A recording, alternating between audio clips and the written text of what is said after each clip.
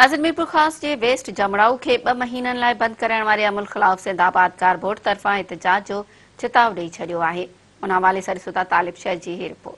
नाज़रीन, मीरपुर ख़ास का ओलह तरफ़ जेको जमड़ाऊ आहे उनखे 2 महीननि जे लाइ बंदि करण ऐं खाटी कराइण वारे अमल ख़िलाफ़ आबादगार सिंध आबादगार अॻवान जेके आहिनि उहे सरापा एहतजाज बणियल आहिनि। उन्हनि जो इहो चवणु आहे त अॻ में ई असां आबादगार जेको सो तबाह थी चुका आहिनि ऐं हिन वक़्तु जेको हींअर कणिक जो फ़सुलु बीठल आहे उनखे नुक़सानु आहे ऐं ईंदड़ फ़सुलु जेको आहे फुटिन जो पोखियो वेंदो उहो बि उनखे कापारी धकु रसंदो, जंहिं करे आबादगारनि खे अरबें रुपयनि जो नुक़सानु थींदो।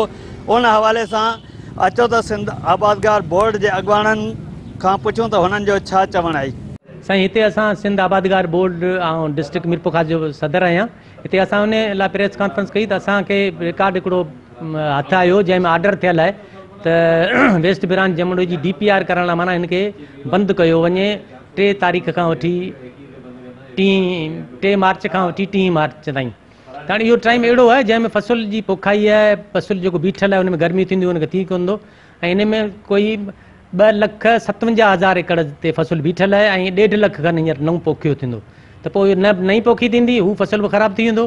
त असां इन लाइ सिंध आबादगार बोर्ड जे प्लेटफार्म तां असीं कोर्ट में पंहिंजी उते धुर थियण लाइ असां दरख़्वास्त ॾियूं पिया त कोर्ट सॻियो खे इस्तदा कंदासीं त बाबा इहो हुनखे जेको न कयो वञे।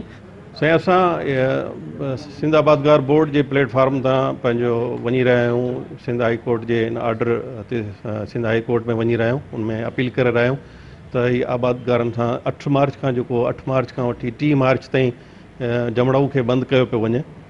GPR जे तहत उहा या त पोएं महीने जेको बंदी हुई उन में कनि हा। हिकिड़े ठेकेदार खे फ़ाइदो ॾियण लाइ हेतिरो सभिनी आबादगारनि लखे आबादगारनि खे जेको न पंहिंजो उनजो फ़सलुनि खे तबाह ऐं बर्बादु कयो पियो वञे ऐं जेतोणीक पंहिंजो 2 अरब रुपया ठेकेदार खे या त पंहिंजो पोएं महीने बंदी हुई उन में ही GPRS कराईंदा, जेकर उनखे को पैसा या उनजा जो ॾियणा आहिनि तो ॾेई छॾींदा। साईं, पहिरीं त आउं ॿुधायां त गुज़िरियल साल ॿोॾूं आयूं, उन में ज़मीनदारनि जा फ़सुल तबाह थी विया या बर्बादु थी विया। हींअर हाई कोर्ट हिकिड़ो हुकुम जारी कयो त GPR कई वञे वेस्ट ब्रांच जी। उन में छा आहे जो वेस्ट ब्रांच खे 8 मार्च खां बंदि कंदा 1 अप्रैल ताईं।